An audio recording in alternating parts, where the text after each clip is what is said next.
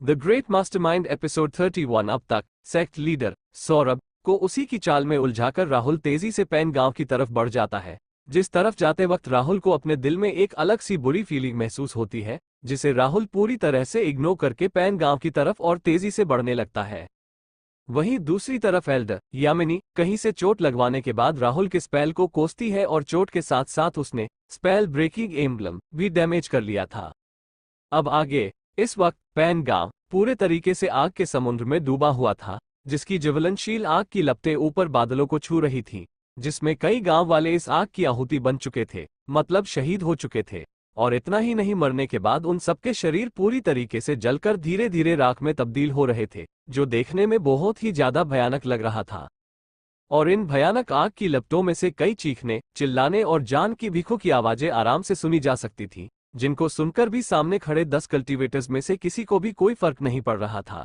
फर्क छोड़ो, वो तो अलग अलग स्पेल को उन गांव वालों पर इस्तेमाल करते वक्त जोर जोर से हंस रहे थे और उन बेसहारे और निर्दोष गांव वालों का एक एक करके संहार कर रहे थे। और इस वक्त कुछ और परछाइयों को बड़े और लॉन्ग कोट पहने हुए इस तरफ आते हुए देखा जा सकता था, जिनमें से एक जानी पहचानी लड़की थी, जो और कोई नहीं सेलेस्टियल सेक्ट की रेखा थी, जो अपने साथी शिष्यों को पैन गांव के ऊपर से कहीं किसी मिशन के लिए लेकर जा ही रही थी कि बाय चांस उसे नीचे पैन गांव वालों की ये दुर्दशा दिखाई देती है, जिसे देखते ही रेखा अपने साथी कल्टीवेटर्स को लेकर नीचे पैन गांव की ओर जाते हुए चिल्लाती है, रुक जाओ, तुम कौन हो और तुम्हारी हिम्मत कैसे हुई निर्दोष लोगों को मारने की। और रेखा के सवाल को सुनते ही उन 10 कल्टीवेटर्स का ध्यान रेखा पर चला जाता है, जिस पर ध्यान जाते ही उनमें से एक कल्टीवेटर हंसते हुए रेखा के सवाल का जवाब देता है, ही हम फॉलेन स्पिरिट सेक्ट के मेंबर्स हैं, जो यहाँ पर अपना मिशन पूरा कर रहे हैं, जिससे तुम्हारा कुछ भी लेना देना नहीं है, इसलिए यहाँ से चलते बनो।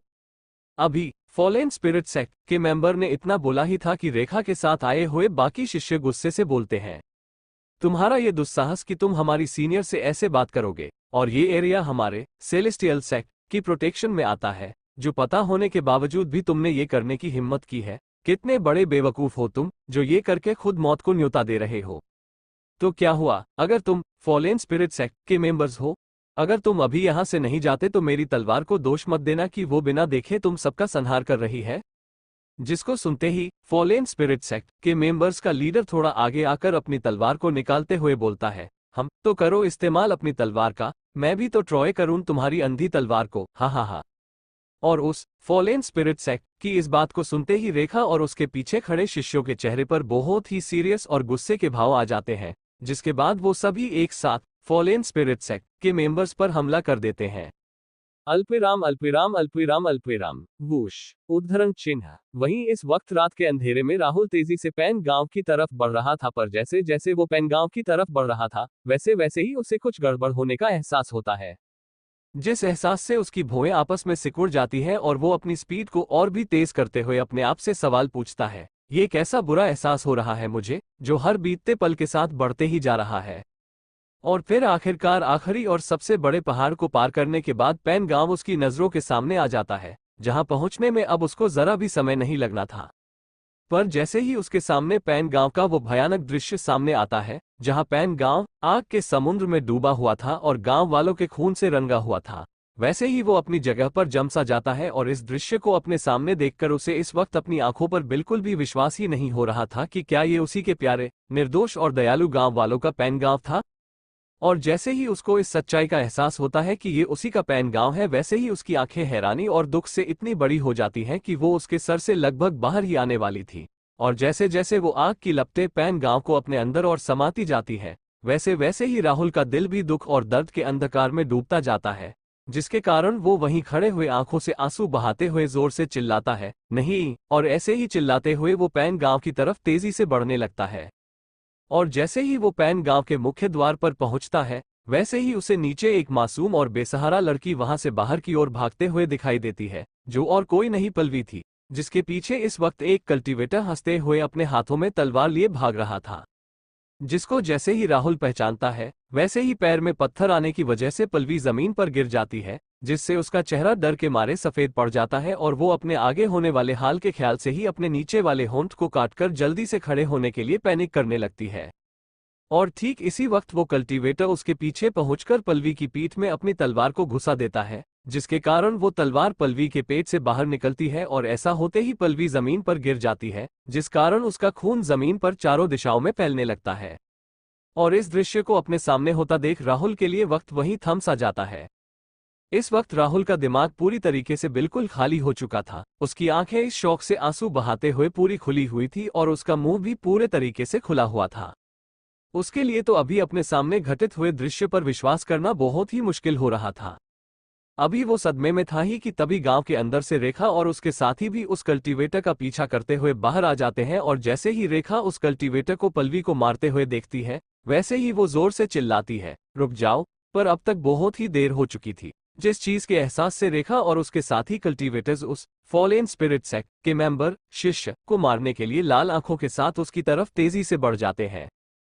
पर अब तक रेखा और उसके साथियों को काफी देर हो चुकी थी, क्योंकि अब तक फॉलेन स्पिरिट सेक्ट ने गांव को लगभग पूरे तरीके से बर्बाद कर दिया था। और जैसे ही रेखा उस कल्टीवेटर के पास पहुंचने वाली थी, वैसे ही वो कल्टीवेटर अपने साथियों के साथ उड़ने वाली तलवार पर उड़कर वहां से भाग जाते हैं। और रेखा की इस रुक जाओ वाली चीख को सुनकर राहुल भी अपने होश में आ जाता है। और होश में आते ही राहुल अपनी खून सी लाल आंखों के साथ नहीं नहीं नहीं चिल्लाते हुए पल्लवी की तरफ पागलों की तरह तेजी से बढ़ता है। जिसको पल्लवी की तरफ बढ़ते देख जब रेखा देखती है तो वो राहुल को तुरंत ही पहचान लेती है और उसको वहां देखकर रेखा शौक के मारे वहीं जम सी जाती है और राहुल से पूछती है, ओह, तुम तो शायद वही थरकी हो ना। जिस सवाल को राहुल पूरे तरीके से इग्नोर करके पल्लवी के पास पहुंचकर उसको अपनी बाहों में भरते हुए बोलता है, पल्लवी, पल्लवी, देखो मैं वापस आ गया, अब बिल्कुल भी मत डरना, मैं तुम्हें जरूर बचा लूंगा, ये मेरा तुमसे वादा है। और इतना बोलकर वो अपने सिस्टम की स्टोरेज में चोट को ठीक करने वाली जड़ी बूटियों को ढूंढने लगता है। अभी वो पागलों की तरह सिस्टम में जड़ी बूटियों को ढूंढ ही रहा था कि तभी पल्लवी अपनी आंखों को कुछ हलचल महसूस करके खोल लेती है और अपने सामने राहुल को देखकर उसके चेहरे पर एक प्यारी सी मुस्कान आ जाती है और वो उसी मुस्कान के साथ अपने दर्द को सहते हुए बोलती है, राहुल, तुम आखिरकार वापस आ ही गए। जो सुनते ही राहुल अपना ध्यान सिस्टम से हटाता है और पल्लवी को आंखों में आंसू लिए देखकर बोलता है, पल्लवी, मैं वापस आ गया हूँ, तुम मुझे माफ कर दो, मुझे प्लीज माफ कर दो कि मैं इतना ज्यादा लेट आया हूँ। अपनी दोनों जिंदगियों में राहुल आज तक कभी भी बड़ा होने के बाद रोया नहीं था, पर आज वो अपने आंसुओं को पता नहीं पर क्यों रोक पाने में असक्षम था। और पल्लवी से बार बार माफी मांगते हुए राहुल अपने सिस्टम को पल्लवी को ठीक करने के लिए कोई दवाई खरीदने की कमांड अपने मन में जोर से चिल्लाते हुए देता है। आज वो पल्लवी को बचाने के लिए कोई भी कीमत चुकाने के लिए तैयार था। जिस कमांड के बाद राहुल को सिस्टम की रोबोटिक और ठंडी आवाज अपने सर में सुनाई देती है। डिंग। सिस्टम का लेवल कम होने के कारण होस्ट सिस्टम की चीजें सिर्फ खुद पर ही इस्तेमाल कर सकता है, जिसे सुनकर राहुल को ऐसा महसूस होता है कि उसके सर पर किसी ने ठंडे पानी से भरी हुई बाल्टी उलट दी है। जिसके एहसास से राहुल गुस्से और पैनिक में चिल्लाता है, क्या तुम्हारा क्या मतलब है कि सिस्टम का लेवल बहुत कम है? ये बकवास अभी बंद करो, मैं यहाँ पर किसी की जान बचाना चाहता हूँ, किसी जरूरी इंसान की जान बचाना चाहता हूँ, अभी के अभी। इस वक्त राहुल को ऐसा लग रहा था कि उसकी पूरी दुनिया ही उल्ट पुल्ट हो चुकी है। उसे अपने दिल पर ऐसा लग रहा था कि उसका दिल किसी बड़े पहाड़ के दबाव तले दब चुका है। और राहुल की इस हालत को देखते ही पल्लवी तुरंत ही बोलती है, नहीं राहुल, ये ठीक है, शायद यही मेरी किस्मत थी, पर तुम्हारी बाहों में मरना और मरने से पहले तुम्हारा चेहरा देख लेने के बाद मुझे जिंदगी से अब कोई भी अफसोस नहीं है। और इतना बोलकर पल्लवी स्माइल करती है और अपनी शरीर की पूरी ताकत को इकट्ठा करके राहुल के गालों को छूती हुई बोलती है, राहुल प्लीज मत रो, ऐसे तुम्हारा हैंडसम चेहरा बिल्कुल भी अच्छा नहीं लग रहा है। राहुल, मैं तुम्हें कुछ बताना चाहती हूँ कि मैं तुम्हें बहुत ही ज्यादा पसंद करती हूँ। मेरा मतलब है, मैं तुम्हें सच में उस तरीके से पसंद करती हूँ जैसे एक लड़का एक लड़की को। राहुल, मुझे पता है कि मैं तुम्हारे काबिल नहीं हूं, पर इसके बावजूद भी मैं तुमसे ये इजहार कर रही हूं क्योंकि मुझे पता है कि अगर मैंने ये इजहार अभी नहीं किया तो मुझे दोबारा कभी मौका नहीं मिलेगा। राहुल, तुम मुझे प्लीज माफ कर देना क्योंकि मैं तुम्हारे कपड़े बनाने के प्रॉमिस को पूरा नहीं कर पाए। राहुल, क्या तुम मेरे मर जाने के बाद मुझे याद रखोगे? हाँ राहुल, क्या तुम्हें पता है जो पल मैंने तुम्हारे साथ बिताए हैं वो पल मेरी जिंदगी के सबसे अच्छे और खुशनुमा पल थे। I love. और इन्हीं शब्दों के साथ पल्लवी का हाथ राहुल के गाल से फिसलकर नीचे जमीन पर गिर जाता है। पादा। और इसी के साथ पल्लवी की आंखें अपनी पूरी चमक को खो देती हैं, जिन्हें देखकर राहुल अपना हाथ उठाकर पल्लवी की खुली आंखों को बंद कर देता है, जिन बंद आंखों के कोने पर हल्के हल्के आंसू के सूखने के दाग को भी देखा जा सकता था। और उन आंसुओं के दाग को देखते ही राहुल पल्लवी के बेजान शरीर को अपनी बाहों में लिए हुए अपने सर को पीछे की ओर करके जोर से चीख मारता है, नहीं। और चीख मारते ही राहुल पल्लवी के शरीर को जोर से गले लगा लेता है और पैनिक करते हुए जोर से बोलने लगता है, पल्लवी, पल्लवी तुम ऐसे नहीं सो सकती, उठो, जल्दी से उठो, हमें अभी आसमान में साथ में उड़ना भी तो है, खूब मजे करने हैं, अच्छे रेस्टोरेंट में साथ में खाना भी खाना है। पल्लवी, मुझे तुम्हारे द्वारा बनाए हुए कपड़ों को भी अभी पहनना है, जो तुमने मेरे लिए बनाने का वादा किया था, प्लीज उठ जाओ ना। ऐसे बोलते बोलते राहुल के आंसू उसके चेहरे पर सूख जाते हैं और उसका गला भी ऐसे बोलते बोलते बैठ जाता है। पर पल्लवी जो उसकी बाहों में थी वो उसके इस चीखने चिल्लाने को बिल्कुल भी नहीं सुन सकती थी, क्योंकि वो अब हमेशा हमेशा के लिए जो सो चुकी थी। इस वक्त राहुल के मन में पल्लवी की हंसी, उसका मासूम और सुंदर चेहरा और उसकी मीठी आवाज ही बार बार सुनाई और दिखाई दे रही थी। और राहुल को इस हालत में देखकर रेखा और उसके साथी कल्टीवेटर्स को भी काफी बुरा लगने लगता है, पर वो भी इस सिचुएशन में कुछ भी नहीं कर सकते थे। भले ही वो अमर कल्टीवेटर के नाम से जाने जाते थे, पर इसके बावजूद भी उनके पास मरे हुए को वापस जिंदगी में लाने का कोई रास्ता नहीं था। वहीं रेखा राहुल की इस हालत को और नहीं देख पाती और बोलती है, ओए ठरकी, मरे हुए इंसान वापस जिंदा नहीं हो सकते और मरना तो जिंदगी का एक बहुत बड़ा सत्य है, जिसे चाहकर भी ये नॉर्मल आम लोग नहीं झुठला सकते, और तुम इसके लिए इतने दुखी मत हो। ये थी तो एक आम गांव की लड़की ही ना, जिसने बूढ़ी होने के बाद कुछ सालों में ही मर ही जाना था। और अब तुम ज्यादा चिंता मत करो, क्योंकि ये गांव वैसे भी सेलेस्टियल सेक्ट के अंडर ही आता है, जिसके कारण जब मैं अपनी मास्टर को फॉलेन स्पिरिट सेक्ट के इस दुस्साहस के बारे में बताऊंगी, तब वो और हम सभी इस गांव के न्याय के लिए उन सभी फॉलेन स्पिरिट सेक्ट के मेंबर्स का संहार कर देंगे। पर रेखा की इस बात को सुनकर भी राहुल अपनी जगह पर ही पल्लवी को लेकर बैठा रहता है, और जिन हाथों से राहुल ने पल्लवी को थामा हुआ था वो अचानक से कांपने लगते हैं, और अगले ही पल राहुल की गर्दन की एक नस भी फूल जाती है और वो खून की उल्टी कर देता है, जिसे देखकर सभी सेलेस्टियल सेक्ट के शिष्य देखकर शौका हो जाते हैं और अपने मन में बोलते हैं, ये खून तो सीधा इस लड़के के दिल से निकला है। इस लड़के का इस लड़की के लिए प्यार पक्का बहुत ही गहरा होगा, जिस कारण ये लड़की इस लड़के के दिल में इतनी गहराई में बसी हुई थी कि अब ये लड़का इस लड़की के जाने के बाद खून की उल्टी कर रहा है। अब भला कौन अपने दिल के दर्द को, अपने प्रिय को ऐसे अपने सामने मरते हुए देख संभाल सकता है। और इसी तरह वहां मौजूद सभी अपने सर को नामे हिलाते हुए एक गहरी सांस लेते हैं। वहीं रेखा तो राहुल को ही घूरती जा रही थी और अपने मन में खुद से सवाल कर रही थी कि क्या ये वही पहले वाला ठरकी है, अगर हाँ तो ये आज इतना बदला बदला सा क्यों दिखाई दे रहा है। फिर कुछ देर बाद ही राहुल अपनी जगह से खड़ा हो जाता है और अपने मुंह के कोने पर लगे हुए खून को साफ करके जैसे ही अपने सर को उठाता है, वैसे ही उसकी आंखों में लगातार बढ़ती हुई नफरत और गुस्से को देखा जा सकता था, जिसको देखते ही रेखा और उसके साथी कल्टीवेटर्स डरकर अपनी जगह से पीछे हट जाते हैं। इस वक्त उनके चेहरे राहुल से निकलती हुई भयानक मारने की इच्छा को महसूस करते ही सफेद पड़ जाते हैं, जिसे महसूस करके रेखा के पीछे खड़े हुए उसके एक साथी को लगता है कि राहुल उन पर हमला करने वाला है, जिस कारण वो अपनी सफाई देते हुए जल्दी से बोलता है, तुम गुस्से में आकर हम पर हमला नहीं कर सकते, क्योंकि इस पूरे मामले से हमारा कुछ भी लेना देना नहीं है, हम तो यहाँ बस मदद करने के लिए ही आए थे। और उस कल्टीवेटर की बात को राहुल बिल्कुल ही इग्नोर कर देता है और पल्लवी के शरीर को कसकर पकड़ लेता है, और उन सभी कल्टीवेटर्स की डरी हुई नजरों में राहुल पल्लवी के कानों में बिना किसी एक्सप्रेशंस के बिल्कुल सीरियस टोन में बोलता है, तुम जरा भी टेंशन मत लेना कि तुमने मुझे अभी तक अपने हाथों से कपड़े बनाकर नहीं पहनाए, क्योंकि तुम मुझे बाद में जरूर पहना पाओगी, ये मेरा तुमसे वादा है। पर अभी फिलहाल के लिए तुम्हें मेरे साथ अपने और गांव वालों के कातिलों को सजा देने चलना ही होगा। अब आगे राहुल के वहां से जाते ही वहां मौजूद सेलेस्टियल सेक्ट के शिष्य चैन की सांस लेते हैं, और इस वक्त वो अपने कपड़ों को अपने डर के पसीने से गीला साफ साफ महसूस कर सकते थे, और अपने कपड़ों को ऐसे गीला महसूस करते ही वो बोलते हैं, वो बहुत ही ज्यादा डरावना एहसास था, और उसकी वो मारने की इच्छा, ओ माय गॉड, मैंने तो अपने कपड़ों तक को पसीने से गीला कर लिया है। पर उसके ना दिखने वाले बेशुमार गुस्से के कारण वो फॉलेन स्पिरिट सेक्ट में बहुत बड़ी प्रॉब्लम खड़ी करने वाला है। ये फॉलेन स्पिरिट सेक्ट बहुत ही ज्यादा धूर्त और बुरा है। नहीं, ऐसा हरगिज नहीं होना चाहिए, क्योंकि उस सेक्ट में बहुत से ताकतवर कल्टीवेटर्स मौजूद हैं, और उनका सेक्ट लीडर भी ओरिजिन इन्फेंट स्टेज का कल्टीवेटर है, जिस वजह से वहां उसका अकेले जाना मौत को खुद गले लगाने के बराबर है। और अपने साथी की इस बात को सुनते ही रेखा राहुल जिस दिशा में गया था उस तरफ कुछ पल के लिए देखती है और बोलती है, हमें जल्दी सेलेस्टियल सेक्ट पहुंचकर ये इंसिडेंट अपने एल्डर्स और सेक्ट मास्टर को रिपोर्ट करना चाहिए। जो सुनते ही बाकी सभी मौजूदा शिष्य भी अपनी गर्दन को हाँ में हिलाकर हाँ बोलते हैं और रेखा के साथ अपनी उड़ने वाली तलवारों पर उड़कर तेजी से सेलेस्टियल सेक्ट की तरफ जाने लगते हैं। और ठीक इस समय घने काले बादलों के ठीक नीचे ठंडी ठंडी हवाओं में राहुल पल्लवी की सॉफ्ट और पतली बॉडी को कसकर पकड़े हुए उड़ रहा था, और उड़ते वक्त भी उसके चेहरे पर कोई भी एक्सप्रेशन नहीं था, क्योंकि उसके सारे इमोशंस और उसका ध्यान इस वक्त सिस्टम में था, जहां वो पल्लवी को बचाने का रास्ता ढूंढ रहा था, जहां बहुत ज्यादा मेहनत करने के बाद फाइनली सिस्टम राहुल को एक जवाब देता है।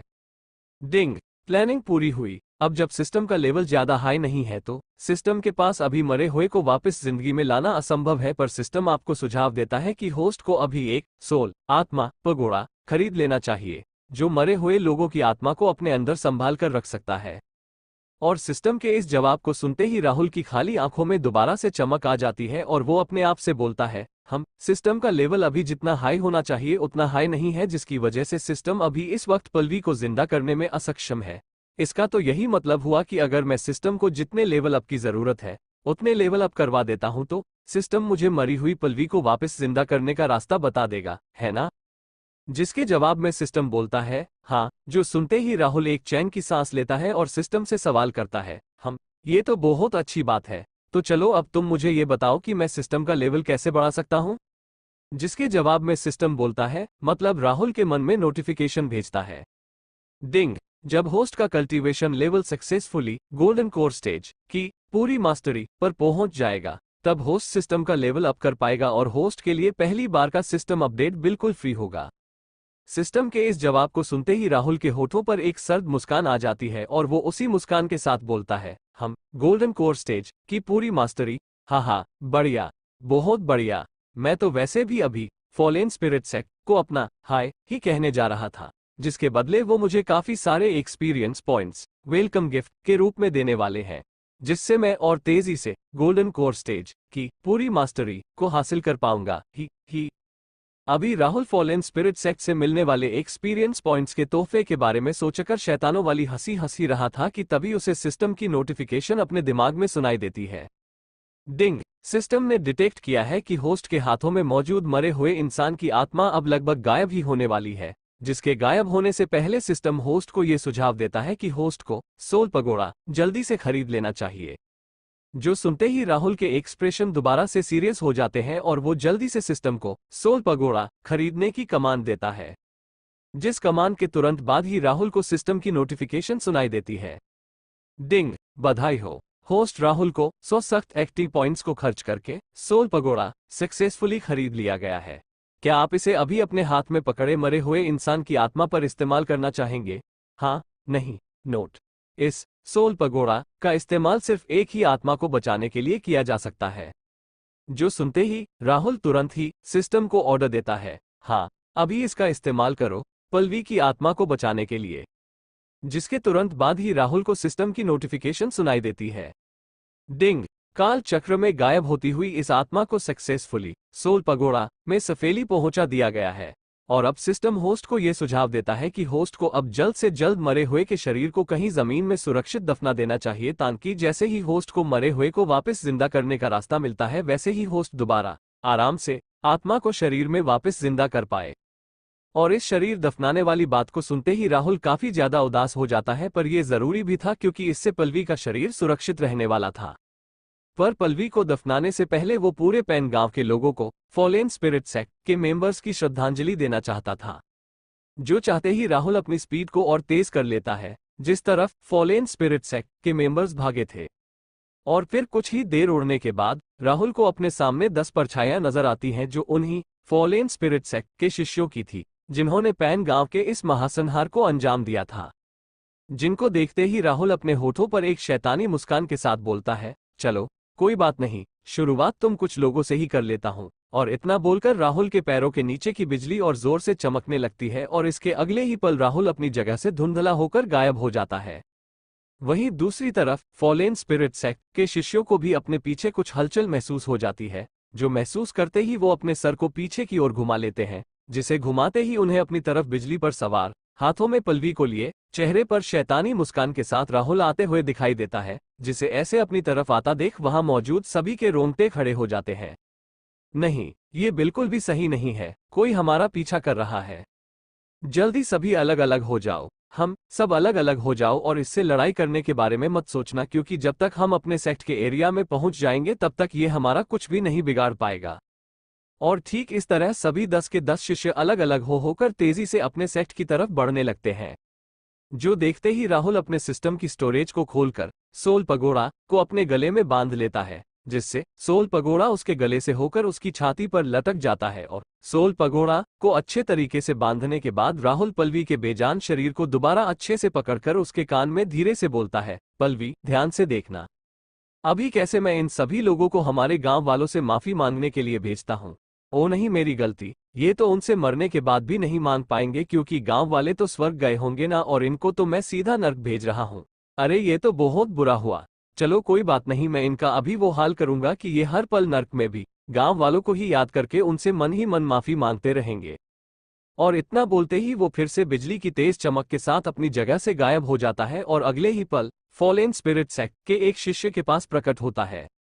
और प्रकट होते ही वो पल्लवी के शरीर को एक हाथ से पकड़कर दूसरे हाथ के मुक्के को उसके उस लड़के शिष्य की पीठ पर दे मारता है, जो मुक्का उस लड़के की छाती को फाड़कर बाहर आता है। और ऐसा होते ही राहुल के पीछे से ड्रैगन किंग की दिल दहला देने वाली दहाड़ भी सुनाई है, रोर, जिसके तुरंत बाद ही उस लड़के की भी आधी अधूरी दर्द भरी चीख सुनाई देती है। बेचारा पूरी चीख भी नहीं मार पाया, क्योंकि पूरी चीख मारने से पहले ही उसे महाराज यम के दर्शन हो गए थे। और इस आधी अधूरी चीख के तुरंत बाद ही राहुल को अपने दिमाग में सिस्टम की नोटिफिकेशन सुनाई देती है। डिंग, बधाई हो, होस्ट राहुल को सक्सेसफुली एक कोर बेयरिंग स्टेज के कल्टीवेटर को मारने के लिए, इसके लिए सिस्टम आपको 10,000 एक्सपीरियंस पॉइंट्स इनाम में देता है। अभी सिस्टम की नोटिफिकेशन राहुल ने पूरी ठीक से सुनी भी नहीं थी कि आगे भाग रहे फॉलेन स्पिरिट स्टेज के शिष्य अपने साथी की ये भयानक मौत देखकर जोर से चिल्लाते हैं, आय। और ऐसी चीख उन्होंने डर कर इसलिए मारी थी क्योंकि इससे पहले उन्होंने आज तक अपने किसी साथी शिष्य को ऐसे मरते हुए नहीं देखा था, और ऐसे कभी मरते हुए इसलिए नहीं देखा था क्योंकि वो लोग हमेशा ही सेक्ट में अपने टीचरों की प्रोटेक्शन में रहते थे। और चीख मारने के बाद सभी शिष्य किसी भी तरीके से अपनी जान बचाने के लिए और तेजी से और पागलों की तरह अपने सेक्ट की तरफ भागने लगते हैं। पर अब भला उनकी स्पीड राहुल से तेज कैसे हो सकती थी, जिस कारण अगले कुछ ही पलों में एक और शिष्य राहुल के मुक्के का शिकार बन जाता है, जो उसे किसी खूंखार ड्रैगन की तरह बीच में से फाड़ कर दूसरी तरफ से बाहर निकल जाता है। और ठीक उसी समय ही उसके दिमाग में सिस्टम की नोटिफिकेशन की बीप सुनाई देती है, जिसे इग्नोर करके राहुल फिर से लाइटनिंग हैसेट का इस्तेमाल करके अगले शिष्य के पास पहुंचकर उसे महाराज यम के दर्शन करवा देता है। और इसी तरह बार बार सिस्टम की नोटिफिकेशन सुनते सुनते राहुल वहां मौजूद 4 और शिष्यों को नर्कलोक पहुंचा देता है। पर इससे पहले कि वो अगले 3 शिष्यों को भी महाराज यम को सौंप पाता, वो सभी फॉलेन स्पिरिट सेक्ट के एरिया के अंदर पहुंच जाते हैं। और सेक्ट एरिया के अंदर पहुंचते ही वो तीनों मौत को सामने खुली आंखों से देखकर जोर जोर से चिल्लाने लगते हैं, सेक्ट लीडर बचाइए हमें, मास्टर बचाइए हमें इस राक्षस से, बचाओ। अभी वो लोग डरकर जोर जोर से चिल्लाते हुए आसमान से उतरकर जमीन पर मेन हॉल की तरफ भाग ही रहे थे कि तभी उनमें से एक के सर के ऊपर राहुल आराम से दोनों पैर रखकर पल्लवी को बाहों में लिए लैंड करता है। और लैंड करते ही वो अपने पैर के दबाव से उस शिष्य के सर की हड्डी को वहीं ड्रैगन किंग की एक दहाड़ के साथ क्रश कर देता है, कड़क, बैम। और पता है इस डरावने दृश्य की सबसे भयानक बात क्या थी? वो थे राहुल के चेहरे के बिल्कुल शांत एक्सप्रेशन, जैसे राहुल ने अभी कुछ ज्यादा किया ही ना हो, जिसको देखकर बाकी दोनों शिष्य अपने दिमागी संतुलन को लगभग खोने ही वाले थे। उन बेचारों को तो ऐसा लग रहा था कि उनके पीछा कोई दुश्मन नहीं कर रहा है, बल्कि साक्षात यमराज कर रहा है, जिससे उनका बचना मुश्किल ही नहीं असंभव था। अभी वो किसी तरह अपने दिमागी संतुलन को संभाले मेन हॉल की तरफ भाग ही रहे थे कि तभी मेन हॉल से सेक्ट में चारों तरफ एक सर्द और भारी आवाज सुनाई देती है, हम तुम्हारी हिम्मत कैसे हुई मेरे शिष्यों को मेरे ही सेक्ट के बाहर मारने की? क्या तुम अपनी जिंदगी से बोर हो चुके हो? जिसे सुनते ही उन दो भाग रहे शिष्यों को अब कहीं जाकर राहत मिलती है, और राहत मिलते ही वो अपने दिमागी हालत को थोड़ा संभालकर जोर से चिल्लाते हैं, सेक्ट लीडर प्लीज हमें बचाइए और इस इंसान को सजा दीजिए, क्योंकि इसने हमारे साथ के बाकी सभी साथी शिष्यों को मार डाला है। और उन शिष्यों के मुंह से जैसे ही ये शब्द बाहर निकलते हैं, वैसे ही सेक्ट में मौजूद सभी शिष्य और एल्डर्स राहुल को तुरंत ही घेरना शुरू कर देते हैं। और ठीक इसी वक्त एक ठंडी और अजीब सी काली हवा के साथ ही वहां पर एक बूढ़ा काले लॉन्ग कोट में प्रकट हो जाता है, जिससे निकलने वाला प्रेशर वहां मौजूद सभी को अपने सामने झुकने पर मजबूर कर रहा था। और ये कोई और नहीं, फॉलेन स्पिरिट सेक्ट का सेक्ट लीडर था, जो ओरिजिन इन्फेंट स्टेज का कल्टीवेटर था। जो वहां पहुंचते ही राहुल को गुस्से से देखते हुए धीरे पर खतरनाक तरीके से बोलता है, ओ छोटे, तुम्हें ये पता होना चाहिए कि तुम्हें कब रुकना है और कब आगे बढ़ना है, स्पेशली तब जब तुम्हारे पास लाइफ जैसी कीमती चीज मौजूद हो। और सेक्ट लीडर की इस बात को सुनते ही राहुल जोर जोर से आंखों में मारने की इच्छा लिए सर्द तरीके से हंसते हुए बोलता है, क्या बोला, कब रुकना चाहिए? हाँ हाँ हाँ, तुम सही कह रहे हो, मुझे रुकना चाहिए और मैं जरूर रुकूंगा भी, पर तुम में से एक एक को मारने के बाद। हाँ हाँ हाँ, हम। जो सुनते ही वहां मौजूद सभी शिष्य और एल्डर्स राहुल को देखकर उसका मजाक उड़ाने लगते हैं। बेवकूफ, तुम्हें क्या लगता है कि तुम अकेले हमारे पूरे फॉलेन स्पिरिट सेक्ट को तबाह कर सकने के काबिल हो? हाँ हाँ हाँ, तुम दिन में सपने देखना बंद करो और यहां से फौरन दफा हो जाओ। तुम ये तो बिल्कुल सोचना ही मत कि अगर तुम विक्रांत कुमार के शिष्य हो तो हम तुमसे डर जाएंगे। हमें किसी चीज का डर नहीं है। कौन विक्रांत कुमार? मैंने तो उसका नाम भी आज तक नहीं सुना है। और दूसरे कल्टीवेटर्स डरते होंगे उससे, जिसका मतलब ये हरगिज नहीं है कि हम भी उससे डरेंगे ही। हाँ हाँ हाँ, अरे तुम तो एक मरे हुए इंसान को भी अपने साथ यहाँ लेकर आए हो। चलो अच्छा है, तुम्हें मरने के बाद इसकी कंपनी तो नसीब होगी। हाँ हाँ हाँ। अरे इस मरी हुई लड़की की खूबसूरती को तो देखो, ये कितनी खूबसूरत है। ऐसी सुंदरता तो मैंने अपने 100 साल की लाइफ में कभी भी नहीं देखी। पर ये कितनी बुरी बात है कि ये अब मर चुकी है। क्या वेस्ट है ऐसी खूबसूरती का? हम वेस्ट तो है इस खूबसूरती का, पर ये अभी कुछ देरी पहले ही मरी है, जिसके कारण इसकी बॉडी अभी भी बिल्कुल फ्रेश है। मुझे इससे अभी भी कोई प्रॉब्लम नहीं है। हाँ हाँ हाँ। और इन सभी घटिया और गंदे कमेंट को सुनते ही राहुल, जिसका पागलों वाला गुस्सा अभी कुछ देर पहले पल्लवी की जान बचाने से थोड़ा शांत हुआ था, वो फिर भड़क जाता है।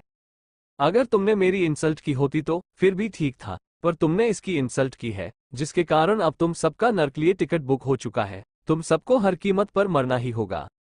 और राहुल के इतना बोलते ही उसके हाथ में तुरंत ही ग्रेट हैवी स्वॉर्ड आ जाती है, जिसके हाथ में आते ही राहुल तुरंत अपनी जगह से गायब हो जाता है।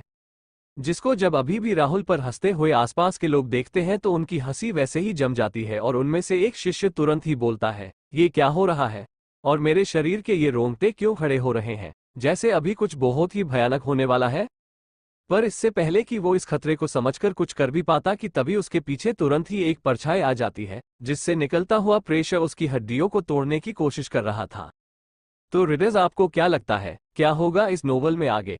क्या राहुल सच में अकेले सेक्ट को बर्बाद कर पाएगा? और पैन गांव के खत्म होने की खबर पर सेलेस्टियल सेक्ट कैसे रिएक्ट करेगा? ये जानने के लिए पढ़ते रहिए इस नोवेल के अगले चैप्टर सिर्फ और सिर्फ पॉकेट नॉवल ऐप पर। और हाँ, अगर चैप्टर पसंद आया हो तो लाइक और कमेंट जरूर कर देना, इससे मुझे भी अगले चैप्टर्स को लिखने में मजा आता है। अब आगे, और ऐसे इन्हीं दोनों शिष्यों की तरह वहां मौजूद कई शिष्यों के पीठ पीछे वही परछाई जल्दी जल्दी प्रकट होने लगती है और अगले ही पल गायब हो जाती है। और जैसे ही परछाई जिस शिष्य के पीछे से गायब होती है, वैसे ही उस शिष्य का सर जमीन पर लुढ़कने लगता है और उसके बिना सर वाले शरीर के गले से खून का फवारा बहने लगता है। बैम बैम बैम, सर जमीन पर गिरने की आवाज।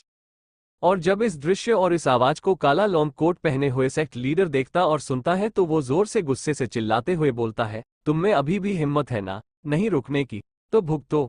और इतना बोलते ही वो सेक्ट लीडर अपने हाथ के एक घुमाव से अपनी सारी कल्टीवेशन का प्रेशर राहुल को क्रश करने के लिए केंद्रित कर देता है।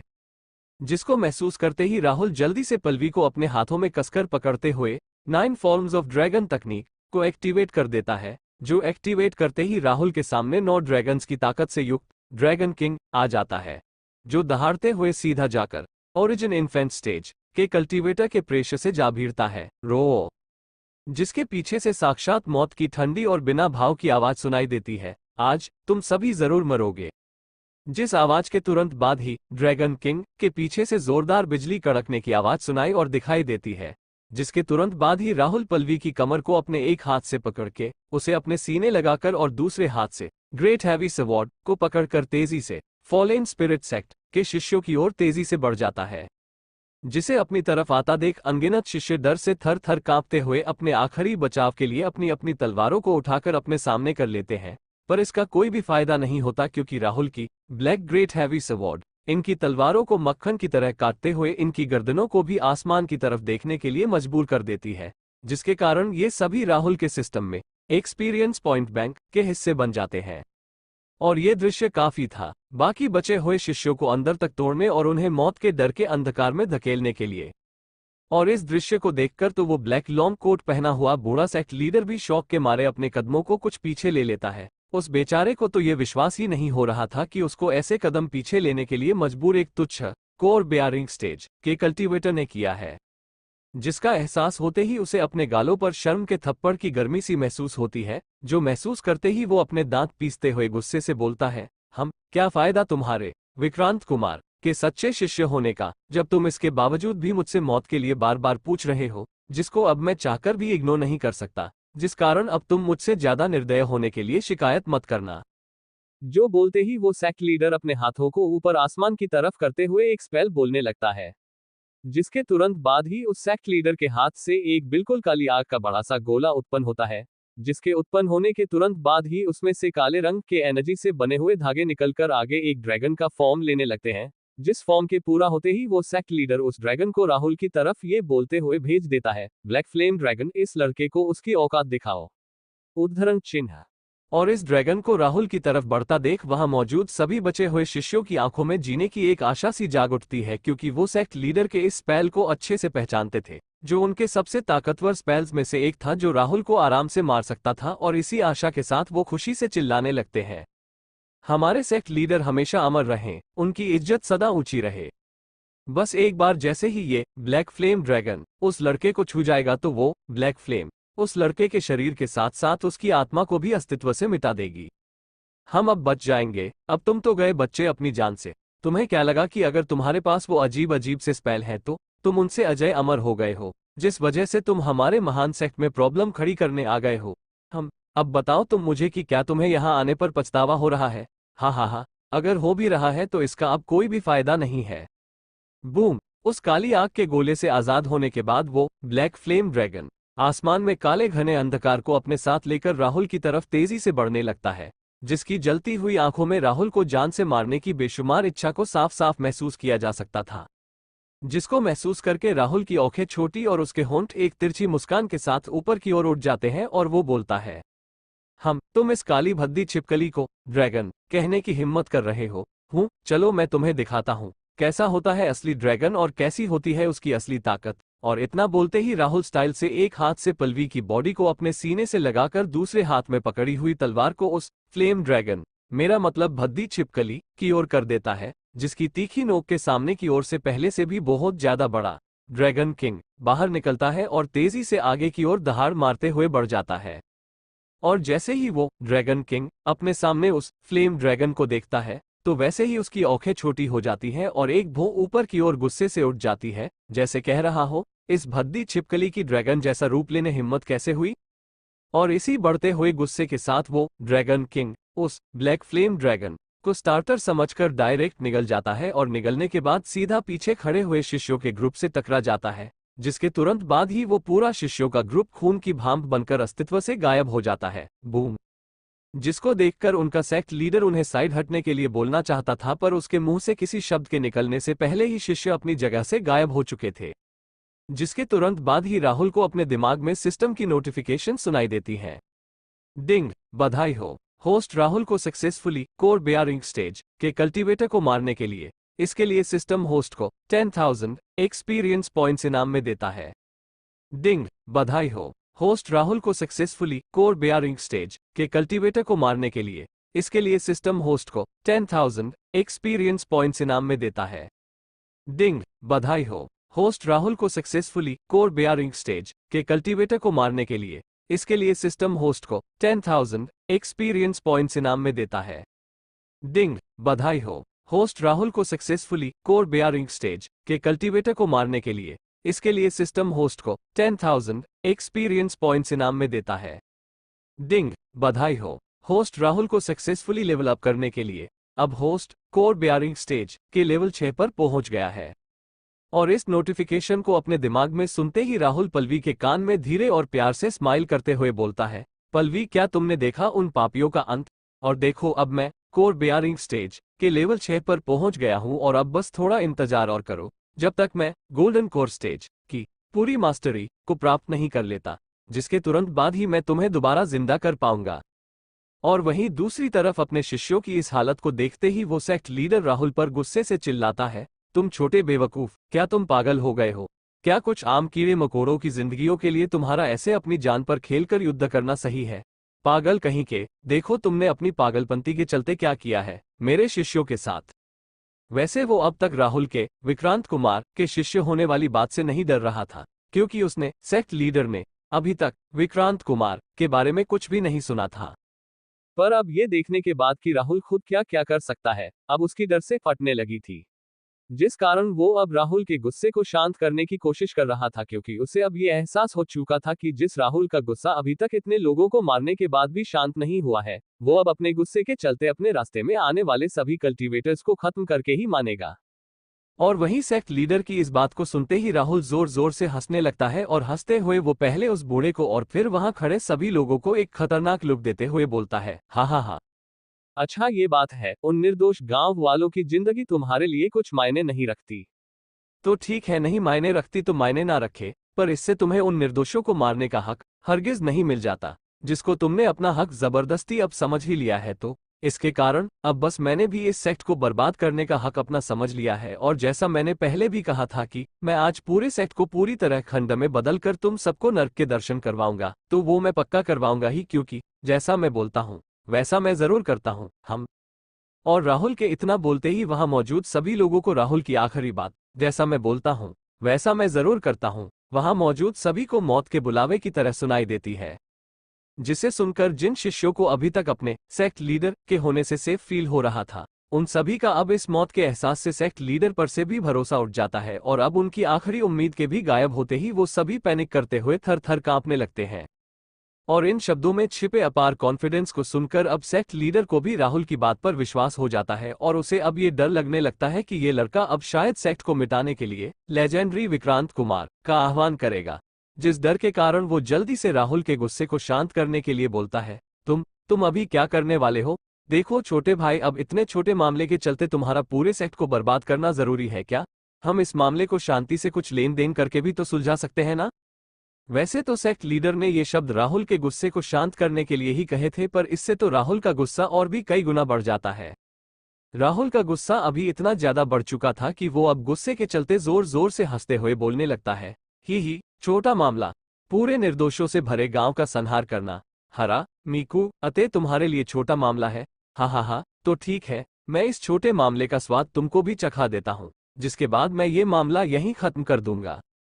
और इतना बोलते ही राहुल के नीचे बिजली जोर चमकती है, और वो अपने हाथों में पल्वी और ब्लैक ग्रेट हैवी स्वॉर्ड को पकड़े अपनी जगह से गायब हो जाता है, वूश। और उसके गायब होते ही दोबारा से फॉलेन स्पिरिट सेक्ट के शिष्यों को उनके ना चाहने के बावजूद भी आसमान दिखने लगता है, मतलब उनके सर फुटबॉल की तरह उछलकर जमीन पर गिरने लगते हैं।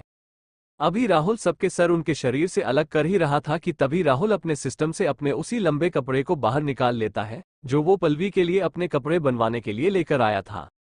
और वो कपड़ा निकालते ही राहुल पल्वी के कान में धीरे से बोलता है, पल्वी तुम मेरे कपड़े दूसरे किसी बढ़िया कपड़े से बना लेना, क्योंकि मैं अभी इस कपड़े को इन मरे हुए लोगों पर इस्तेमाल करना चाहता हूँ। और ये बोलते ही राहुल जोर से पागलों की तरह हंसने लगता है, हा हा हा। और ठीक इसी पागलों वाली हंसी को हंसने के बाद राहुल अपने हाथ के एक घुमाव से उस कपड़े से उन बिना सर वाले शरीरों को एक लाइन से बांध लेता है, और उन सभी को ऐसे बांधने के बाद राहुल फिर से उन सबको साथ घसीटते हुए दोबारा लाइटनिंग हेडसेट का इस्तेमाल करते हुए शिकार करने के लिए निकल जाता है। तो रिडर्स, आपको क्या लगता है क्या होगा इस नोवेल में आगे? क्या राहुल फॉलेन स्पिरिट सेक्ट को अकेले खत्म कर पाएगा? अगर हाँ, तो क्या राहुल को इस षड्यंत्र के पीछे के असली मास्टरमाइंड के बारे में पता लग भी पाएगा, या रह जाएगा वो इस सच से अनभिज्ञ? ये जानने के लिए पढ़ते रहिए इस नोवेल के अगले चैप्टर सिर्फ और सिर्फ पॉकेट नोवेल ऐप पर। और हाँ, अगर चैप्टर पसंद आया हो तो लाइक और कमेंट जरूर कर देना, इससे मुझे भी अगले चैप्टर्स को लिखने में मजा आता है। अब आगे राहुल को उसके सेक्ट के शिष्यों के साथ ऐसा खिलवाड़ करते देख सेक्ट लीडर का कंट्रोल अपने पर से फाइनली छूट जाता है, और वो गुस्सा करते हुए राहुल पर चिल्लाता है, तुम पागल कू अते, तुम्हें मैंने कितना समझाने की कोशिश पर तुम हो कि मान ही नहीं रहे हो। तुम्हें कहीं ये तो नहीं सोच रहा हो कि मैं तुम्हें तुम्हारे शिष्य स्टेटस के चलते मारने की कोशिश नहीं करूंगा? तो तुम पहले थोड़ा सही सोच रहे थे, क्योंकि मैंने पहले तुम्हें तुम्हारे मास्टर के डर के कारण सिर्फ अधमरा करने के बारे में ही सोचा था, पर अब जब तुम मेरे सेक्ट को तबाह करने के पीछे हाथ धोकर पड़ ही गए हो, तो अब मेरा भी तुम्हें जान से मारने से पीछे हटना गलत होगा। भाड़ में जाए तुम्हारा मास्टर, भाड़ में जाए सेलेस्टियल सेक्ट। अब मैं अपनी ताकत को बिल्कुल भी नहीं रोकूंगा। और इतना बोलते ही वो सेक्ट लीडर अपनी एक दो धारी लंबी सी तलवार को अपनी स्टोरेज रिंग से अपने हाथों में समन कर लेता है, और जैसे ही वो लंबी तलवार सेक्ट लीडर के हाथ में प्रकट होती है, वैसे ही वो तलवार ब्लैक फ्लेम से जलने लगती है, जिसकी गर्मी इतनी ज्यादा तेज थी कि अगर इसकी गर्मी के आगे फाउंडेशन बिल्डिंग स्टेज के कल्टीवेटर को खड़ा कर दिया जाए तो वो वहीं तुरंत पिघल जाएगा। और तलवार के ब्लैक फ्लेम से लिपटते ही सेक्ट लीडर पूरे गुस्से और ताकत से उस तलवार को घुमाकर उस आग की एक बेहद ही तीखी जलती हुई वेव राहुल की दिशा में उसको दो भागों में अलग करने के लिए भेज देता है। और जहां से भी वो जलती हुई स्वॉर्ड लाइट गुजर रही थी, वहां की सारी चीजें वो राख में बदलती जा रही थी, जिसकी रोशनी से पूरा सेक्ट एक बार के लिए चमक उठता है। और इस स्वॉर्ड लाइट की ताकत को दूर से महसूस करते ही राहुल को ये पता लग गया था कि अभी उसकी जान बहुत बड़े खतरे में है, और इस एहसास के होते ही वो अपनी पैरों के नीचे की बिजली पर एक कदम रखकर वहां से पलवी को लेकर दूर छलांग लगा देता है। और राहुल के अपनी जगह से हटते ही अगले पल ही वो स्वॉर्ड लाइट वहां पहुंचकर उस बिजली को, जिस पर राहुल अभी खड़ा था, उसको खत्म करके नीचे जमीन पर बहुत बड़ा गड्ढा कर देती है। बूम। और उस बड़े गड्ढे को देखकर राहुल को उस सेक्ट लीडर की ताकत और खतरनाक तकनीकों का एहसास हो जाता है, जिससे राहुल के शरीर में भी एक डर की कपकपी सी छूट जाती है, और वो अपने मन में सीरियस एक्सप्रेशन के साथ बोलता है, हम ओरिजिन इन्फेंट स्टेज के कल्टीवेटर की ताकत सच में बहुत ही ज्यादा भयानक है। मुझे इसकी ताकत को कम आंकने की कोशिश नहीं करनी चाहिए, वरना मेरा हाल भी ऐसे ही गड्ढे की तरह ही होगा। राहुल ध्यान रख थोड़ा। वहीं राहुल के इन भावों को वो सेक्ट लीडर भी पढ़ लेता है, जिसको पढ़ते ही वो सेक्ट लीडर राहुल से अपने होठों पर तिरछी मुस्कान के साथ बोलता है, तुम नासमझ बच्चे, मैंने तुम्हें पहले जाने के बहुत मौके दिए, पर तुमने उन मौकों का इस्तेमाल करने की जगह उनका फायदा उठाया और मेरे शिष्यों पर ही उसका गलत प्रयोग किया, और अब मेरी ताकत देखकर तुम्हें अपने किए पर कहीं पछतावा तो नहीं हो रहा? अगर हो भी रहा है तो ये अब बहुत ही ज्यादा लेट हो चुका है अफसोस करने के लिए, क्योंकि तुम्हारी अपॉइंटमेंट मैं पहले ही नर्क के गेटकीपर के साथ फिक्स कर चुका हूं। और इतना बोलते ही सेक्ट लीडर गुस्से से हवा में ही अपना मुक्का जो ब्लैक फ्लेम से लिपटा हुआ था उसको राहुल की तरफ मारता है, जिसके तुरंत बाद ही उस मुक्के के ऊपर आसमान में अनगिनत ब्लैक फ्लेम से बनी हुई छोटी छोटी घातक तलवार उत्पन्न हो जाती हैं, और राहुल की तरफ मुक्का चलाते ही वो सारी छोटी तलवारें राहुल की तरफ तेजी से बढ़ जाती हैं। और वहीं दूसरी तरफ जैसे ही राहुल सेक्ट लीडर की इस बात को सुनता और इस हमले को देखता है तो वो सर्द हंसी हंसते हुए बोलता है, हा, मुझे क्यों अफसोस होने लगा? और क्या तुमने ऐसा सिर्फ इसलिए सोचा क्योंकि मैं सिर्फ एक तुच्छ कोर बेयरिंग स्टेज का कल्टीवेटर हूं, जो अब तुम्हारी ताकत के आगे बिल्कुल भी नहीं टिक सकता? हा, तुम्हारी सोच सच में बहुत छोटी है। और इतना बोलते ही राहुल पलवी को अपनी बाहों में थामकर अपने दोनों हाथों को साथ में जोड़कर अपने 10 उंगलियों से अलग अलग साइन बनाते हुए तकनीक का स्पेल कास्ट उच्चारण करने लगता है। और ये स्पेल था सीक्रेट करैक्टर प्यादे। ये सीक्रेट करैक्टर उत्पन्न हुआ है धरती पर मौजूद एक फेमस नोवेल से, और जैसे ही सीक्रेट करैक्टर का उच्चारण किया जाता है, वैसे ही ये सीक्रेट करैक्टर अपनी बेहतरीन ताकत को दिखाते हुए आसपास के सभी दुश्मनों के हथियारों का कंट्रोल होस्ट को दे देता है, जिसकी मदद से होस्ट उन सभी हथियारों का प्रयोग दुश्मन के खिलाफ ही कर सकता है। वैसे तो इस सीक्रेट करैक्टर की मास्टरी सिर्फ 10% ही हुई थी, जिसके बावजूद भी इसकी ताकत को कम आंकने की गलती नहीं की जा सकती थी, क्योंकि ये था आसमान स्तर का हाई लेवल स्पेल, जिस लेवल का हर एक स्पेल दुनिया को बनाने और नष्ट करने का दम रखता था। अभी जैसे ही राहुल ने अपने स्पेल को पूरा कास्ट किया ही था, वैसे ही वो ब्लैक फ्लेम से बनी हुई छोटी तलवारें जो पूरे आसमान को काले जलते हुए प्रकाश में ढकते हुए राहुल के पास पहुंच चुकी थी, और जैसे ही वो राहुल को और उसकी बाहों में मौजूद पलवी को बस छली करने ही वाली थी, वैसे ही वो सभी अनगिनत तलवारें वहीं हवा में रुक सी जाती हैं। वूश। उद्धरण चिन्ह। और जैसे ही वो सेक्ट लीडर अपनी तलवारों को राहुल के स्पेल से ऐसे बीच हवा में रुकते हुए देखता है तो उसकी आंखें बड़ी बड़ी और मुंह इतना ज्यादा खुल जाता है कि बस गिरने ही वाला था, और इसी एक्सप्रेशन के साथ वो अपनी तलवारों को वापस कंट्रोल करने की कोशिश करते हुए बोलता है, ये क्या बकवास है? उद्धरण चिन्ह।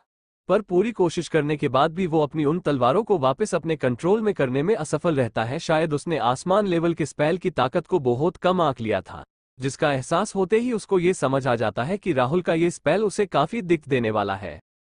वहीं दूसरी तरफ राहुल भी कुछ मजे में नहीं था, उसे भी काफी दिक्कत ही रही थी इस आसमान लेवल की स्पेल तकनीक को कंट्रोल करने में। इस वक्त राहुल को ये साफ साफ पता चल रहा था कि ये तकनीक उसकी कोर एनर्जी लगातार किसी ब्लैक होल की तरह अपने अंदर निगले जा रही थी, जिसके एहसास से राहुल को ये समझ आ जाता है कि वो अभी अगर इस स्पेल को कुछ और मिनट के लिए ऐसे ही कंट्रोल करने की कोशिश करेगा तो ये स्पेल उसके शरीर में मौजूद पांचों कोरस से एनर्जी चूस कर इन्हें तोड़ देगा, जिसके परिणामों को राहुल अभी तो इस मुश्किल में नहीं ही झेल सकता था।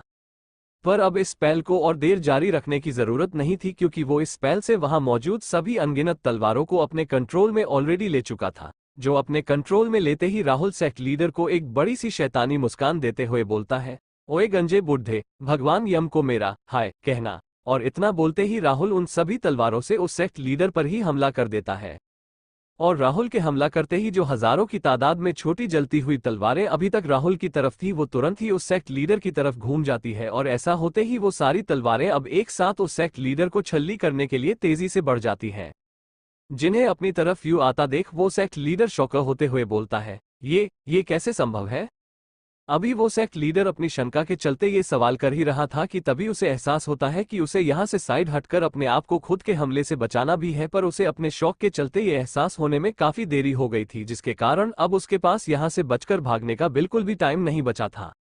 उसके पास तो अब अपने आप को बचाने के लिए कोर एनर्जी भी नहीं बची थी, क्योंकि उसने इस तलवार वाले हमले में अपने पूरे कोर की एनर्जी को खाली कर दिया था, जिसका एहसास होते ही उसे पता लग जाता है कि अब उसके पास खुद की जान बचाने के लिए एक वही रास्ता है, जिसको याद करके वो तुरंत ही राहुल को देखकर चिल्लाता है, नहीं, रुक जाओ, तुम गलत इंसान को सजा दे रहे हो। वो मैं नहीं था जिसने इस गांव के महासंहार को प्लान किया था, इसके पीछे कोई और था, जिसके कहने पर हमने ये काम किया था।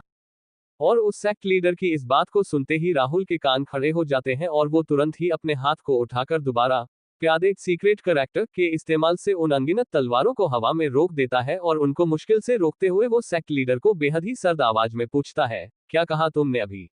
उद्धरण चिन्ह। और राहुल को ऐसे स्पेल को बीच हवा में रोकते ही वो सेक्ट लीडर एक चैन की सांस लेता है, क्योंकि उसे ये पता लग गया था कि उसने अभी जो जुआ खेला था उससे उसकी जान बच गई थी, और ये जुआ उसने इस विश्वास के साथ खेला था कि अगर कोई इन तलवारों को अभी रोक कर सकता है तो वो यही छोटा लड़का रोक सकता है। और अभी अपने आप को थोड़ा शांत करने बाद वो राहुल के सवाल का जवाब जल्दी से देते हुए बोलता है, देखो छोटे भाई, मेरी तुमसे और उस पैन गांव से कोई भी दुश्मनी नहीं है, और कोई दुश्मनी ना होने के कारण भला मैं फालतू में पैन गांव को खत्म क्यों करूंगा।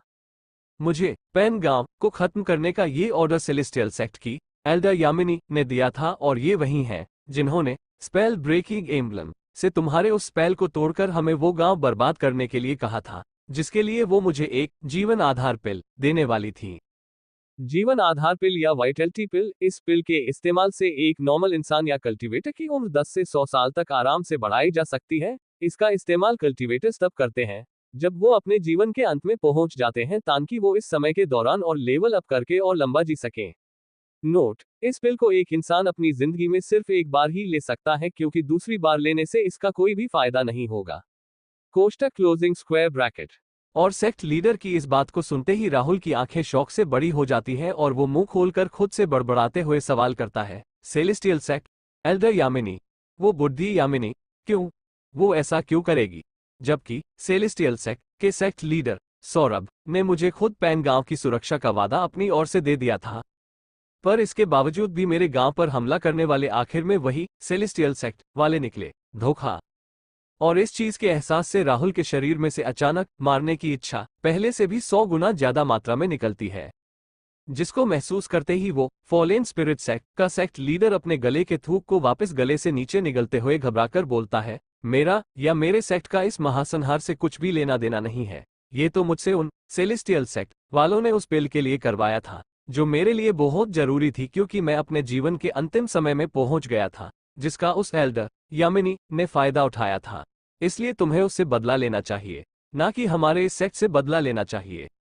और इतना बोलते ही वो सेक्ट लीडर चैन की सांस लेता है, क्योंकि उसे महसूस होता है कि उसके कोर में एनर्जी वापस आ रही है, जिसकी मदद से वो अपनी उड़ने वाली तलवार का इस्तेमाल करके यहाँ से कुछ ही पल में इस पागल के सामने से भाग सकता है, जिसका दिमाग अपनी जगह से कभी भी खिसक सकता है, जिसके खिसकते ही वो पागल लड़का उस पर दोबारा हमला करने में बिल्कुल भी नहीं हिचकिचाएगा। यहाँ अभी सेक्ट लीडर ने सब कुछ सही सोचा था, पर उससे एक चीज को पहचानने में गलती हो गई थी, जो राहुल के दिमाग के खिसकने के टाइम को लेकर थी, क्योंकि उसकी इस बात को सुनकर राहुल का दिमाग अपनी जगह से ऑलरेडी पहले ही खिसक चुका था, जिसके चलते वो सेक्ट लीडर से सीरियसली बोलता है, मैं आपसे इस गलतफहमी के लिए माफी मांगता हूँ, पर अब कुछ भी नहीं हो सकता, क्योंकि मैं अपने शब्दों से कभी भी नहीं मुकरता। और इतना बोलते ही राहुल सभी 10,000 तलवार को दोबारा से सेक्ट लीडर की तरफ भेज देता है। शू शू शू। और इसी आवाज के साथ सेक्ट लीडर के दिल, दिमाग और पूरा शरीर उन तलवारों से छली छली हो जाता है। जिसके बाद उस सेक्ट लीडर का छेदों से भरा हुआ बेजान शरीर सीधा जमीन पर जाकर गिरता है, धम। जिसके तुरंत बाद ही राहुल के दिमाग में नोटिफिकेशन सुनाई देने लगती हैं। डिंग, बधाई हो, होस्ट राहुल को सक्सेसफुली सख्त एक्टिंग करने के लिए। इसके लिए सिस्टम आपको 10 सख्त एक्टिंग पॉइंट्स इनाम में देता है। डिंग, बधाई हो, होस्ट राहुल को सक्सेसफुली ओरिजिन इन्फेंट स्टेज के कल्टीवेटर को मारने के लिए। इसके लिए सिस्टम आपको 200,000 एक्सपीरियंस पॉइंट्स और एक स्टोरेज रिंग इनाम में देता है।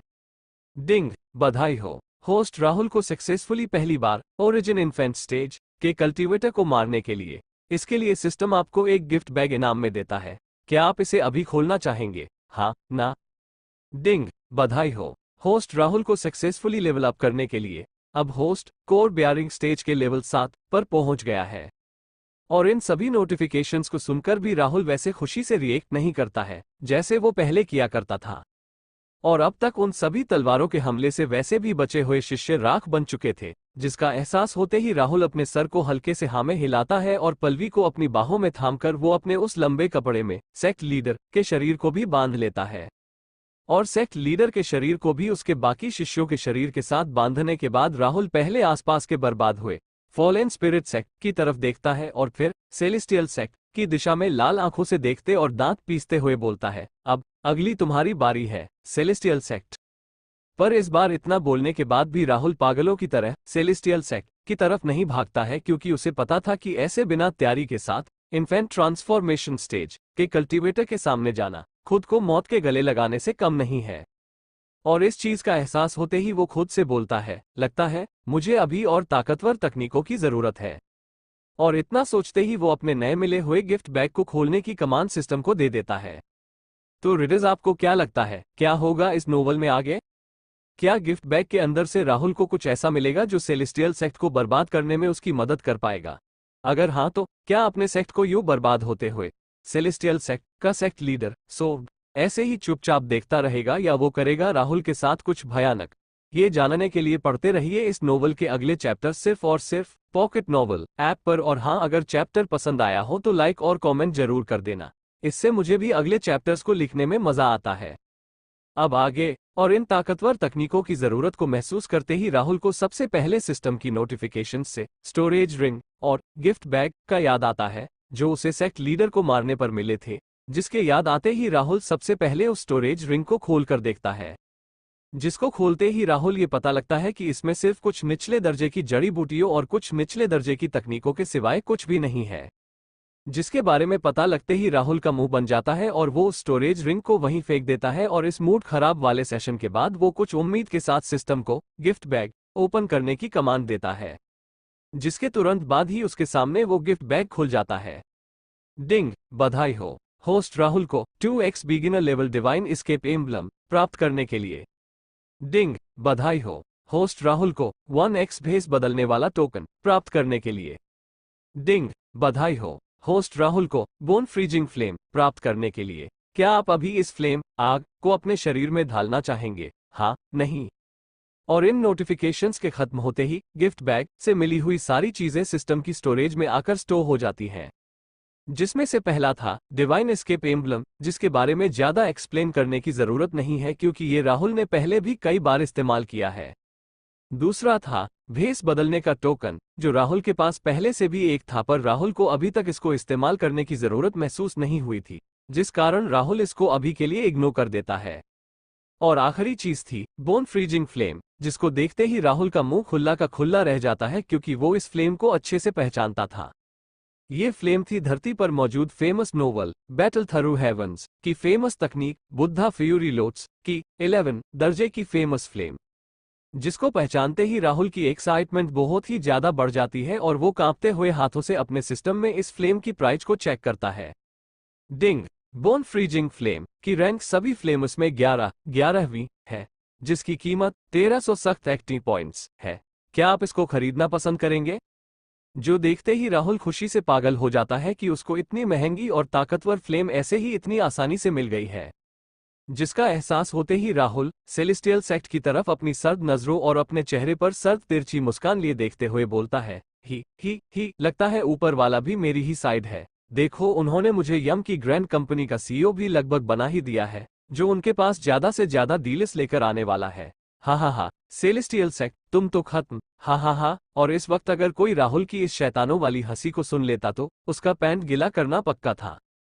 और कुछ देर में अपने आप को शांत करने के बाद राहुल सिस्टम को बोन फ्रीजिंग फ्लेम उसके शरीर में ढालने के लिए हाँ कर देता है, जिसके तुरंत बाद ही राहुल को अपने पांचों कोरस के सेंटर में स्थित डैंटियान आध्यात्मिक ऊर्जा स्टोरेज केंद्र में एक तीव्र गर्मी का एहसास होता है, जो साथ में ठंडी भी थी। ये कुछ ऐसा था जो अपनी गर्मी तथा ठंड के बैलेंस से इस दुनिया में कुछ भी पिघला सकती थी।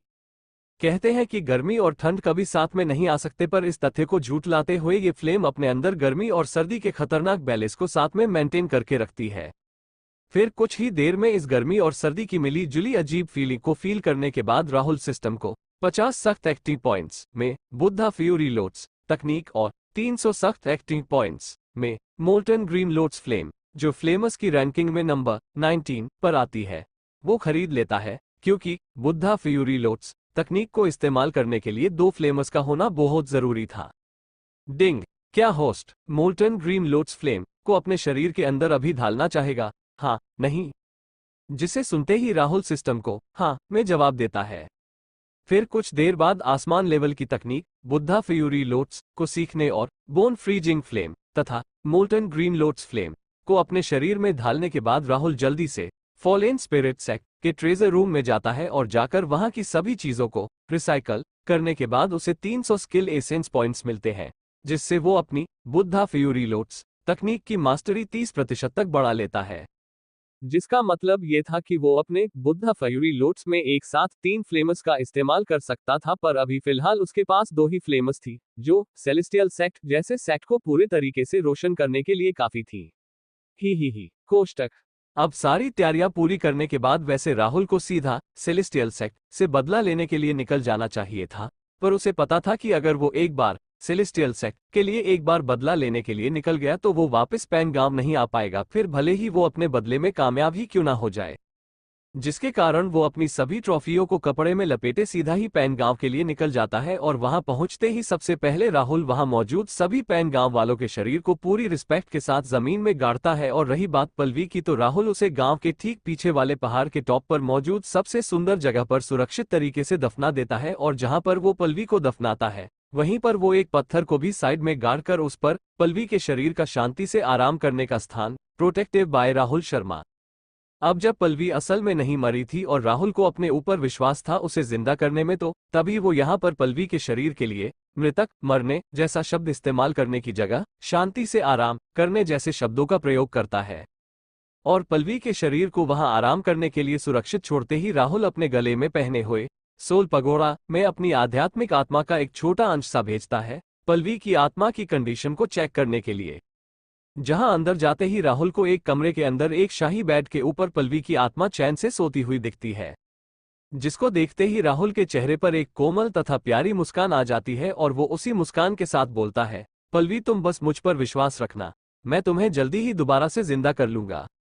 और पल्लवी को कुछ देर और ऐसे जी भर के देखने के बाद राहुल अपनी आध्यात्मिक आत्मा का अपना वो अंश वापस अपने शरीर में ले लेता है और सेलेस्टियल सेक्ट की तरफ देखकर आंखों में प्रतिशोध की आग लिए वो गुस्से से बोलता है, अब समय आ गया है सेलेस्टियल सेक्ट से बदला लेने का। और इतना बोलते ही राहुल अपनी लाइटनिंग हिट तकनीक का इस्तेमाल करते हुए अपने साथ कपड़े में उन फॉलेन स्पिरिट सेक्ट के मेंबर्स के बिना सर वाले शरीरों को अपने साथ नीचे लटकाकर राहुल तेजी से सेलेस्टियल सेक्ट की तरफ निकल जाता है। फिर कुछ ही देर बाद सेलेस्टियल सेक्ट के ऊपर एक बिजली सी चमकती है, जिसके तुरंत बाद ही एक खतरनाक और भयानक मारने की इच्छा के साथ पूरे सेलेस्टियल सेक्ट में एक सर्द आवाज सुनाई देती है, यामिनी, सौरभ जल्दी से अपने बिलों से बाहर निकलो और मेरा सामना करो। और जैसे ही इस धमकी भरी सर्द आवाज को वहां सेक्ट में मौजूद सुबह सुबह ट्रेनिंग ग्राउंड में अपने आप को ट्रेन करने आए हुए सेलेस्टियल सेक्ट के शिष्य सुनते हैं तो वो गुस्से से बोलते हैं, ये कौन सा इंसान है जिसमें इतनी हिम्मत आ गई है कि वो सीधा हमारे सेक्ट के एरिया में ही चिल्लाने की हिम्मत कर रहा है? क्या वो इंसान पागल है जो असल में सेक्ट की एल्डर यामिनी और सेक्ट के लीडर सौरभ को अपने बिल से निकलने के लिए ऑर्डर देने की हिमाकत कर रहा है? और जैसे ही वो शिष्य उस धमकी देने वाले शख्स को कोसने के बाद उस तरफ आसमान में अपनी गर्दन उठाकर देखते हैं जिस तरफ से ये आवाज आई थी, तो उन्हें उस तरफ जो दिखता है वो उन सब के रोंगटे खड़े करने के लिए काफी था। ऊपर आसमान में उन्हें एक शख्स बिजली की सवारी करते हुए दिखता है जिसने हाथों में एक लंबे कपड़े का सिरा पकड़ा हुआ था, जिससे वो पूरा लंबा कपड़ा नीचे झूल रहा था। यहाँ तक तो सब ठीक था, पर आगे जो वो उस कपड़े से लटके हुए बिना सर के शवों को देखते हैं तो ये देखकर उनके सारे घटिया शब्द गले में ही अटक जाते हैं। और उनमें से जब कुछ फीमेल शिष्य उन शवों से अभी भी खून को नीचे जमीन पर गिरते हुए देखती हैं तो उनको उल्टी हो जाती है, जिसको देखकर अभी सब शिष्यों के मन में यही चल रहा था कि ये क्या हो रहा है। और इसी सवाल के साथ कुछ कमजोर दिल के शिष्य तुरंत ही अपने सर को नीचे की ओर कर लेते हैं। पर उनमें से कुछ बहादुर शिष्य अभी भी इस मामले की तह तक जाने के लिए उन शवों को ध्यान से देखने लगते हैं, जिन्हें ध्यान से देखते ही उनमें से कई शिष्य उन शवों की यूनिफॉर्म को देखकर उन्हें पहचान लेते हैं और जोर से चिल्लाते हैं, ध्यान से देखो उन लटकी हुई डेड बॉडीज की यूनिफॉर्म को, ये तो फॉलेन स्पिरिट सेक्ट के शिष्यों के शव हैं। हाँ सही कहा, ये सारे शव तो फॉलेन स्पिरिट सेक्ट से हैं। ओ माय गॉड, सब लोग नीचे की ओर देखो, सबसे नीचे फॉलेन स्पिरिट सेक्ट के सेक्ट लीडर का शव लटक रहा है। और इसी तरह उन सभी शवों को देखकर पूरे ट्रेनिंग ग्राउंड में पैनिक का माहौल बन जाता है, जिसके कारण ग्राउंड से ये बात पूरे सेक्ट में फैल जाती है कि किसी ने फॉलेन स्पिरिट सेक्ट के सभी मेंबर्स को मार के उनके पूरे सेक्ट का विध्वंस कर दिया है, जिसकी वजह से राहुल के दिमाग में लगातार सिस्टम की नोटिफिकेशन सुनाई देने लगती हैं। डिंग, बधाई हो, होस्ट राहुल को सक्सेसफुली सख्त एक्टिंग करने के लिए। इसके लिए सिस्टम आपको 20 सख्त एक्टिंग पॉइंट्स इनाम में देता है। डिंग, बधाई हो, होस्ट राहुल को सक्सेसफुली सख्त एक्टिंग करने के लिए। इसके लिए सिस्टम आपको 20 सख्त एक्टिंग पॉइंट्स इनाम में देता है। डिंग, बधाई हो, होस्ट राहुल को सक्सेसफुली सख्त एक्टिंग करने के लिए। इसके लिए सिस्टम आपको 50 सख्त एक्टिंग पॉइंट्स इनाम में देता है। डिंग, बधाई हो, होस्ट राहुल को सक्सेसफुली सख्त एक्टिंग करने के लिए। इसके लिए सिस्टम आपको 50 सख्त एक्टिंग पॉइंट्स इनाम में देता है। अभी राहुल सिस्टम की उन नोटिफिकेशंस को सुन ही रहा था कि तभी सेक्ट के कुछ इनर एरिया से शिष्य उसे अपनी तरफ आते हुए दिखाई देते हैं। शिव। और जैसे ही वो लोग राहुल के पास पहुंचते हैं तो उन्हें राहुल का चेहरा दिखाई देता है, जिसको पहचानते ही उन सभी के एक्सप्रेशंस चेंज हो जाते हैं। और उन्हीं शिष्यों में रेखा भी थी, जिसके चेहरे के भाव सबसे ज्यादा शौक के थे, जिन्हें अपने चेहरे पर बरकरार रखते हुए वो खुद के मन में बोलती है, ओ माय गॉड, इसने अकेले ही फॉलेन स्पिरिट सेक्ट के लीडर को मार दिया है। और उन सब के ऐसे एक्सप्रेशंस को देखते ही राहुल के चेहरे पर एक तिरछी मुस्कान आ जाती है, और इसी तिरछी मुस्कान के साथ वो वहीं सेक्ट की एक बिल्डिंग की छत पर स्टाइल से लैंड करता है और अपने हाथ में पकड़े हुए उस कपड़े के सिरे को छोड़ देता है, जिससे एक बूम की आवाज के साथ सारी लाशें सीधा जमीन पर एक के ऊपर एक गिर जाती है, जिससे उनके शरीर से निकलने वाला खून अब सेलेस्टियल सेक्ट की भूमि को अपने लाल रंग में रंग देता है, जिसको देखकर रेखा भी बहुत ही मुश्किल से अपनी उल्टी को कंट्रोल करती है। और वहीं अपने हाथ से उस कपड़े को छोड़ते ही राहुल पूरे सेक्ट पर एक बार फिर से अपनी सर्द निगाह डालते हुए जोर से चिल्लाता है, मैं दोबारा से अपने शब्दों को दोहराता हूं, यामिनी और सौरभ, तुम दोनों अपने कछुए के कवच को छोड़कर जल्दी से बाहर निकलो और मेरा सामना करो, डरपोको, वरना मैं इस सेक्ट को भी बिल्कुल साफ और चपटा करने से पहले एक बार भी नहीं सोचूंगा। और राहुल की इस बात को सुनते ही कई शिष्य बहुत ही गुस्सा हो जाते हैं और जोर से राहुल पर चिल्लाते हैं, तुम दुस्साहसी, तुम्हारी हमारे एल्डर और लीडर को ऐसे उनके नाम से बुलाने की हिम्मत कैसे हुई। अभी वो शिष्य राहुल पर गुस्से से चिल्लाते हुए उस पर हमला करने जा ही रहे थे कि इस बात का एहसास रेखा को हो जाता है, जिसका एहसास होते ही वो अपने साथी शिष्यों को ये गलत कदम उठाने से रोकने के लिए खुद ही आगे बढ़ जाती है और राहुल के सामने पहुंचकर उससे बोलती है, तुमने ये सब क्या कर दिया। तुम्हें ये करने की कोई जरूरत नहीं थी, क्योंकि जिस मिनट मैं सेक्ट में लौटी थी वैसे ही मैंने ये मैटर हमारे सेक्ट मास्टर को बता दिया था, जिसके चलते वो आज खुद गांव के न्याय के लिए फॉलेन स्पिरिट सेक्ट को सबक सिखाने के लिए जा रहे थे, जिसके लिए तुम्हें यहां आकर हंगामा। अभी वो इतना बोल ही रही थी कि तभी उसे एहसास होता है कि उसके अब ये बोलने का कोई मतलब नहीं बनता है, क्योंकि राहुल ने पहले ही फॉलेन स्पिरिट सेक्ट को अकेले ही खत्म कर दिया था। जिसका एहसास होते ही वो राहुल से दोबारा बोलती हुई कहती है, अब जब तुमने पहले ही फॉलेन स्पिरिट सेक्ट के सेक्ट लीडर को खत्म कर दिया है तो अब तुम यहाँ क्या लेने आए हो। कहीं तुम्हें ये तो नहीं लग रहा है कि हम वहां पर उस संहार में पार्ट लेने आए थे। तो मैं तुम्हें बता दूं कि हम बस वहां से गुजर रहे थे और जैसे ही हमने वो संहार देखा, हम उन गांव वालों की मदद करने के लिए तुरंत ही उधर गए थे, ना कि इस संहार में पार्ट लेने के लिए। रूही की इस बात को सुनकर राहुल बहुत ही ज्यादा आलसी महसूस कर रहा था उसे कुछ भी एक्सप्लेन करने के लिए, इसलिए वो वहां बिना बोले ही चुपचाप खड़े रहकर सभी को अपनी सर्द निगाहों से घूरना जारी रखता है। फिर कुछ देर जब इंतजार करने के बाद भी जब राहुल को सौरभ और यामिनी नहीं दिखाई देते हैं तो वो एक तिरछी मुस्कान के साथ बोलता है, ठीक है, अब अगर तुम बाहर नहीं निकलना चाहते तो फिर मुझे तुम्हारे हिस्से की सजा तुम्हारे शिष्यों को देनी पड़ेगी। और इतना बोलते ही राहुल अपनी जगह से बिजली चमकते ही गायब हो जाता है। तो रीडर्स, आपको क्या लगता है क्या होगा इस नोवेल में आगे? क्या आप अपने शिष्यों को एक एक मरते हुए देख सौरभ और यामिनी बाहर निकलेंगे? अगर हाँ तो राहुल अब इन्फेंट ट्रांसफॉर्मेशन स्टेज के कल्टीवेटर और इन्फेंट ओरिजिन स्टेज के कल्टीवेटर का सामना एक साथ कैसे कर पाएगा? ये जानने के लिए पढ़ते रहिए इस नोवेल के अगले चैप्टर सिर्फ और सिर्फ पॉकेट नॉवल ऐप पर। और हाँ, अगर चैप्टर पसंद आया हो तो लाइक और कमेंट जरूर कर देना, इससे मुझे भी अगले चैप्टर्स को लिखने में मजा आता है। स्टोरी को आगे सुनने के लिए चैनल को सब्सक्राइब करें और अपने कमेंट करें और लाइक दिस स्टोरी।